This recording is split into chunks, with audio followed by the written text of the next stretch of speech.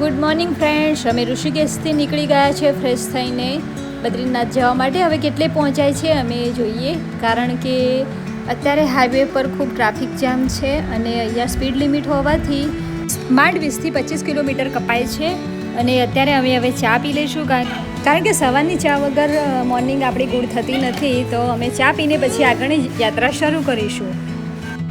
દેવભૂમિ ઉત્તરાખંડમાં પંચપ્રયાગ છે, જેમાં વિષ્ણુપ્રયાગ, નંદપ્રયાગ, કર્ણપ્રયાગ, રુદ્રપ્રયાગ અને દેવપ્રયાગ આ 5 પ્રયાગનો સમાવેશ થાય છે. અને પ્રયાગનું મતલબ એવું થાય છે કે જ્યાં નદીઓનો સંગમ થાય છે. અને એટલામાં તમે જુઓ કે સંગમ નગરી દેવપ્રયાગ પણ દેખાઈ રહી છે. અહીંયા અમે દેવપ્રયાગમાં પહોંચી ગયા છે. અને દેવપ્રયાગ ઉત્તરાખંડનું પવિત્ર અને અલૌકિક સ્થાન, પવિત્ર સંગમ છે, જ્યાં શાંત અલકનંદા અને તેજ પ્રવાહ વહેતી ભગીરથી નદીનો સંગમ થાય છે.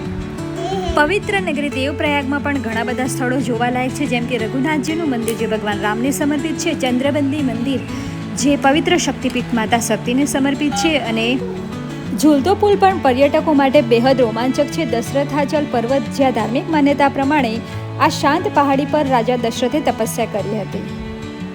અહીં માં ધારી દેવીનું મંદિર દેખાઈ રહ્યું છે. અને આગળ રુદ્રપ્રયાગ 16 કિલોમીટર અને કર્ણપ્રયાગ 49 કિલોમીટર દેખાય છે. અને માં ધારી દેવીનું મંદિર છે, જ્યાં અમે ગઈ વખતે દર્શન કર્યા હતા અને આ વખતે પણ દર્શન કરવાના છીએ.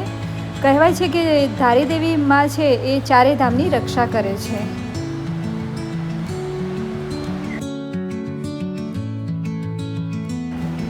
જે તમે મોન્સૂનમાં આવો તો તમને અહીંયા મસ્ત ગ્રીનરી અને વોટરફોલ જોવા મળશે, પરંતુ એટલું રિસ્કી પણ છે, કારણ કે મોન્સૂનમાં ઠેર ઠેર લેન્ડસ્લાઇડ થાય છે અને પછી તમારે સ્ટે પણ કરવો પડે છે.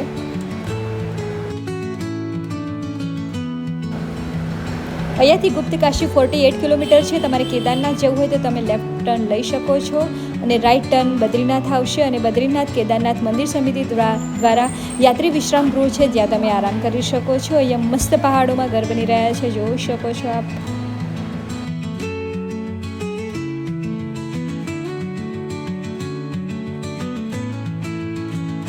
અહીંયા એક જગ્યાએ હોમસ્ટે હતું, તો ત્યાં અમે ચણા મસાલા અને ચપાતી ઓર્ડર કરી હતી, કારણ કે અહીંયા તંદૂરી વગર કાંઈ મળતું જ નથી. જો પોસિબલ હોય તો તમારે ઘરેથી જ રસોડું લાવવું જોઈએ. જમીને પછી અમે મસ્ત રીલ્સ, ફોટોગ્રાફ્સ ને બધું લીધું, કારણ કે અમે ફોટાના ખૂબ શોખીન છીએ બધા જ.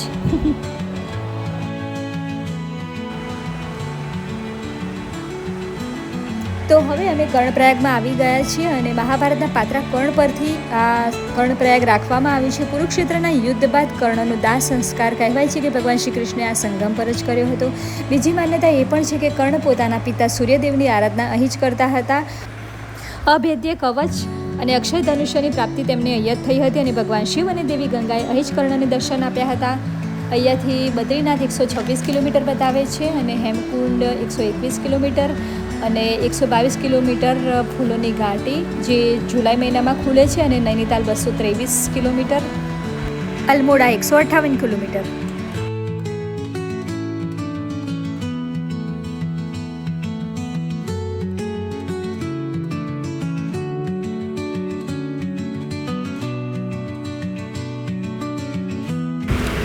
ખાસ બધાને નમ્ર વિનંતી કે અહીંયા સ્પીડ લિમિટ રાખવી.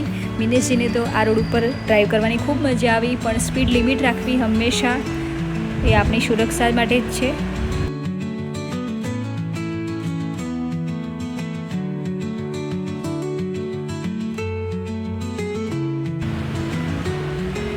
અહીં આ ટાઈપના ફૂલો જોવા મળતા હતા. તમને ખબર હોય કે આનું નામ શું છે તો કમેન્ટ બોક્સમાં ચોક્કસથી કહેજો. એક જગ્યાએ ફ્યુઅલ નાખવા માટે અમે ઊભા રહ્યા, ત્યાં મસ્ત નજારો હતો, તો અમે એક બી મોકો છોડીએ નહીં, વિડીયોગ્રાફી અને ફોટોગ્રાફ્સ લઈ લીધા.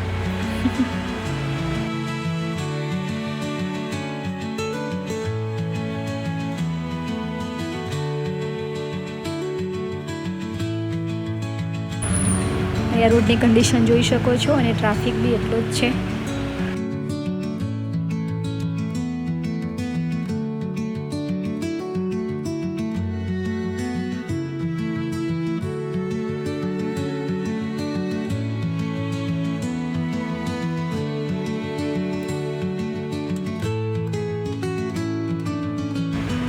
ઓલી પણ મસ્ત જોવાલાયક સ્થળ છે, આપ ચોક્કસથી જજો. અમે નહોતા ગયા કારણ કે અમારું મેઇન બદ્રીનાથ હતું.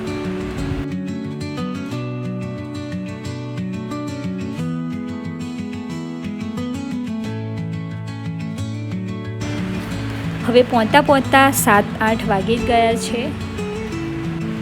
ટ્રાફિકના લીધે આપણો ટાઈમ સચવાતો નથી, પ્લસ માઇનસ થઈ જાય છે. એટલે જેટલું બને એટલું વહેલાં તમારી યાત્રા શરૂ કરવી જોઈએ, જેથી ટ્રાફિકથી બચી શકાય.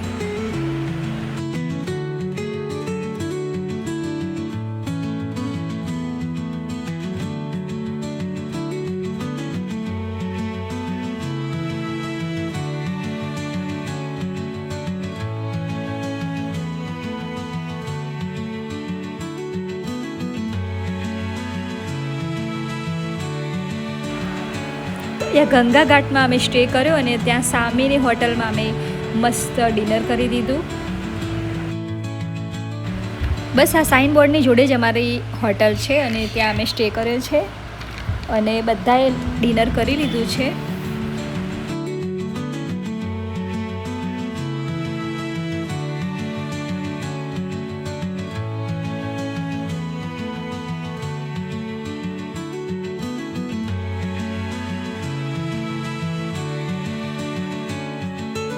તો તમને આ બ્લોગ કેવો લાગ્યો ચોક્કસથી કહેજો. ફરી નવા બ્લોગ સાથે મળીશું. વિડીયોને વધુમાં વધુ લાઈક, શેર અને ચેનલને સબસ્ક્રાઈબ કરવાનું ભૂલતા નહીં. બાય.